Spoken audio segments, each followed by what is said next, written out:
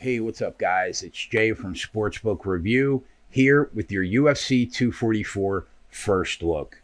Jorge Masvidal and Nate Diaz. The current odds sit Jorge Masvidal a minus 180 favorite. The comeback on the underdog, Nate Diaz, around plus 150. Now, ordinarily, a title fight is a UFC headline fight, especially during pay-per-views. But because of the popularity of these two fighters in particular, Dana White and the UFC brass thought that these two guys would carry the card. And he is right. Jorge Masvidal is an absolute monster. He comes in winners of 5 of his last 7 fights, including back-to-back knockouts against Darren Till on Till's home soil in England, and Ben Askren, the fastest knockout in UFC history. It was one of the sickest flying knees I've ever seen in my life. I encourage anybody that hasn't watched it to watch it 300 times. Now, Gamebred is a monster. We know his stand-up game is some of the best that the welterweight division has to offer. And if we know anything about Jorge Masvidal, he will be ready when he steps inside the cage 2 weeks from now.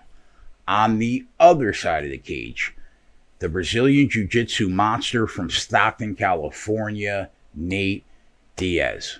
Diaz was dominant in his last fight against Anthony Pettis.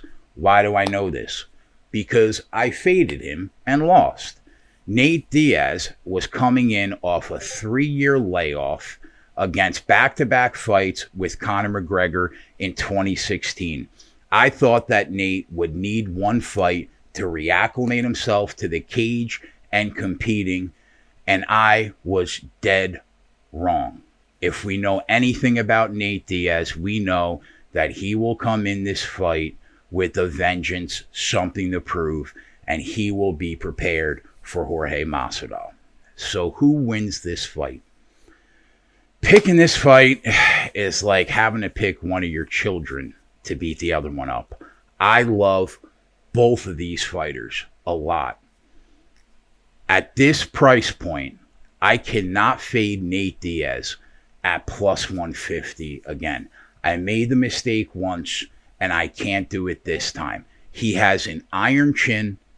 He has the stand-up game to hang with Jorge Masvidal.